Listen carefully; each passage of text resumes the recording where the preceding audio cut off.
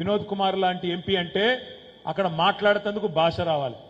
ఇక్కడ ఉన్న ఆయనకు భాష రాదా, మన గోస తెలియదా, రెండు తెలియదు. కరీంనగర్ పార్లమెంట్ సభ్యుడిగా ఇప్పుడున్న పెద్ద మనిషి బండి సంజయ్ గారు, నేను అడుగుతున్నా బండి సంజయ్ గారిని, ఏ పార్టీ అయినా, ఏ ప్రభుత్వం అయినా, ఏ పార్లమెంట్ సభ్యుడైనా, ఏ శాసనసభ్యుడైనా 5 ఏళ్ల తర్వాత ప్రజల దగ్గర పోయినప్పుడు ఏం చెప్పాలి? ఇగో మీ ఊరికి పని చేసినా కాబట్టి నాకు ఓటేయమని అడగాలి. కరీంనగర్ పార్లమెంట్ కోసం ఇగో గీ పనులు చేసినా, ప్రత్యేకంగా నిధులు తెచ్చినా, నా పలుకుబడి ఉపయోగించినా, నేను ఈ పని చేసినా అని చెప్పాలి. ఈ స్కూల్ కట్టించిన, ఈ కాలేజ్ తెచ్చినా, ఈ గుడి కట్టినా, ఈ దవాఖాన కట్టినా అని చెప్పాలి. చెప్పే పరిస్థితి ఉన్నదా బండి సంజయ్ గారికి? ఎక్కడన్నా ఏదన్నా ఒక్క ఊర్లో ఒక శిలాఫలకం చూపెడతారా బండి సంజయ్ది? మానకొండూరు నియోజకవర్గంలో ఏదన్నా ఒక్క ఊర్లో బండి సంజయ్ శిలాఫలకం ఉన్నదా? ఏదన్నా ప్రత్యేకంగా పనిచేసిండా? నేను అందుకే మా రసమై బాలకృష్ణ అడిగిన, అన్న ఈ హాల్ లెవెల్దే అని అడిగిన. అన్న చెప్పిండు ఎవరు లక్ష్మారెడ్డి గారిది అన్నాడు. లక్ష్మారెడ్డిదేనా? ఎక్కడున్నావు లచ్చన్న? ఈ లచ్చన్నకు నా రిక్వెస్ట్, లచ్చన్న నీ హాల్ బాగుంది, జోర్దార్ ఉంది, హైదరాబాద్ ఉన్నట్టుంది, మరి ఏసీ కూడా ఉన్నది ఎండాకాలము, ఒక రిక్వెస్ట్ నీతోని ఒక మాట, ఒకరోజు నువ్వు మళ్ళీ మాకు హాల్ ఇస్తే బండి సంజయ్ గారిని కూడా ఆహ్వానిద్దాం ఇదే హాల్కు. ఇటు సగం ఏమో మేము కూర్చుంటాం, ఇటు సగం టీఆర్ఎస్ వాళ్ళు కూర్చుంటారు, ఇటు సగం బీజేపీ వాళ్ళని కూర్చోమందాం. ఇటు బండి సంజయ్ నిలబడతాడు, ఇటు వినోదాన్ని నిలబడతాడు. చేరి 5 ఏళ్లు పనిచేసిండ్రు ఎంపీగా. గత 10 ఏళ్లలో 5 ఏళ్లు వినోద్ కుమార్ చేసిండు, 5 ఏళ్లు బండి సంజయ్ చేసిండు ఎంపీగా. వినోద్ అన్న చెప్తాడు, బండి సంజయ్ చెప్పని, తర్వాత ప్రజలను తీర్పు మందం ఎవడు కరెక్ట్ ఎంపీ కరీంనగర్ పార్లమెంటుకు తేల్చుకుందాం. ఇక్కడనే ఇస్తావా హాలు? లక్ష్మారెడ్డి సాబ్ మంచోడు, జర సపోర్ట్లు కొట్టారు గట్టిగా, ఈ హాల్ ఇస్తా అన్నాడు. మరి చెప్తా ఇక లచ్చన్న బంపర్ ఆఫర్ ఇచ్చిండు, బండి సంజయ్ రా అని చెప్తాం. Thank you. బండి సంజయ్ కుమార్ గారు ఆయన ఒక్కడే కాదు, బీజేపీలా అసొంటి ఐటమ్ గాలు చాలా మంది ఉన్నారు. ఒకడు కాదు, ఇద్దరు కాదు, ఎటు దొరుకుతాడు. ఇలా పొద్దున చూసిన, నిన్న మొన్నటిదాకా ముఖ్యమంత్రి మహారాష్ట్ర దేవేంద్ర ఫడ్నవీస్ అని ఒక ఆయన ఉంటాడు, ఇప్పుడు ఉప ముఖ్యమంత్రి. ఏకనాథ్ షిండే కింద ఉప ముఖ్యమంత్రి ఆయన స్టేట్మెంట్ ఇచ్చిండు పొద్దున చూసిన. మనం ఎందుకు వేయాలన్నట ఓటు మోడీ గారి కంటే, కరోనాలో మన ప్రాణాలు కాపాడినందుకు ఓటేయనట, ఆయననే మనం కాపాడినట, ఆయన లేకపోతే మనందరం వచ్చే పీకుదమాట, అందుకే ఓటే అన్నట్టు. అది ఒక్క కారణం చాలట మోడీకి ఓటేస్తాను. ఇంకో మహానుభావుడు ఉన్నాడు, మన కిషన్ రెడ్డి గారు, కేంద్ర మంత్రి. ఆయన ఏమంటుండెరికేనా, మోడీ గారే కరోనా వ్యాక్సిన్ కనిపెట్టిండట. మోడీ గారే కరోనా వ్యాక్సిన్ కనిపెట్టిండట. శాస్త్రజ్ఞులు లేరు, శాస్త్రవేత్తలు లేరు, సాంకేతిక నిపుణులు లేరు, సైంటిస్టులు లేరు, మన్ను లేదు, మశానం లేదు, మోడీయే కరోనా వ్యాక్సిన్ కనిపెట్టిండని గౌరవనీయులు కిషన్ రెడ్డి గారు చెప్తున్నారు. ఇక ఇక్కడున్న కరీంనగర్ ఎంపీ మహానుభావుడు, ఆయననైతే ఇంకో 2 అడుగులు ముంగటికేసిండు. దేవుడు అన్నా దేవుడు మోడీ అంటాడు. ఎవనికి దేవుడు రయ్యా? ఎక్కడ దేవుడు? ఎవనికి దేవుడు? ఎందుకు దేవుడు? ఎట్ల దేవుడు? చెప్పు జరా.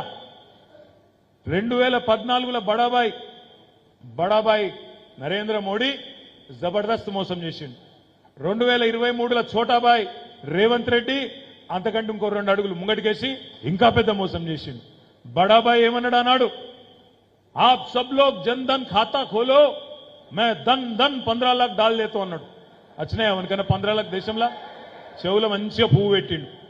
సంవత్సరానికి 2 కోట్ల ఉద్యోగాలు ఇస్తా అన్నాడు. 10 ఏళ్లలో 20 కోట్ల ఉద్యోగాలు వచ్చినాయా? రైతుల ఆదాయం డబల్ చేస్తా అన్నాడు 2022 కల్లా.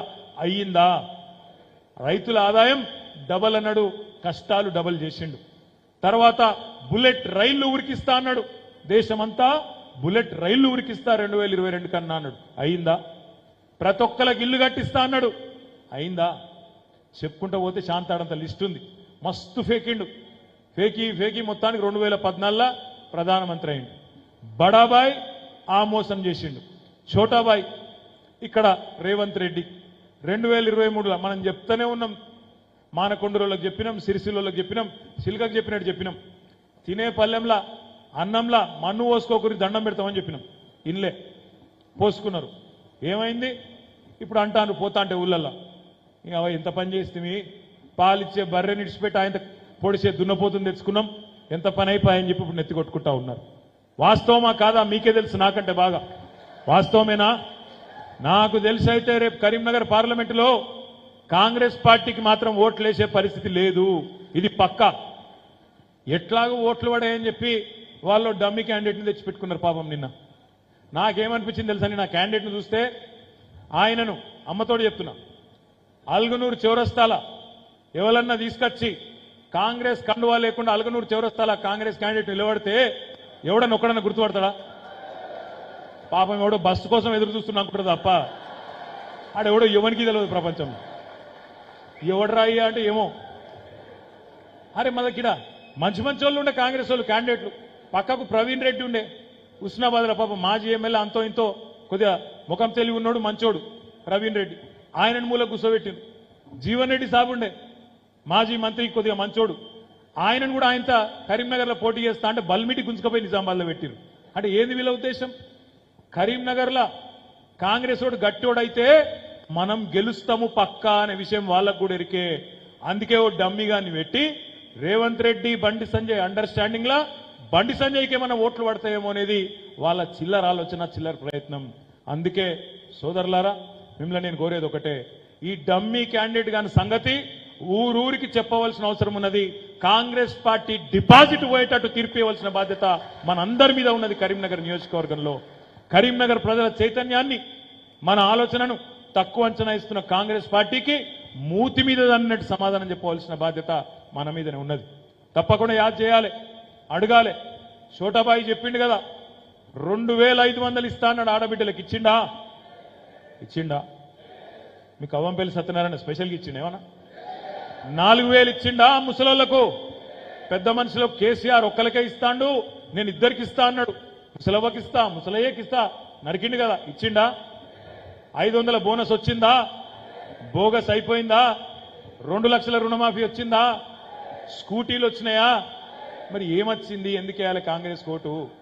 ఏం చేసిండి ముఖ్యమంత్రి 3.5-4 నెలల నుంచి?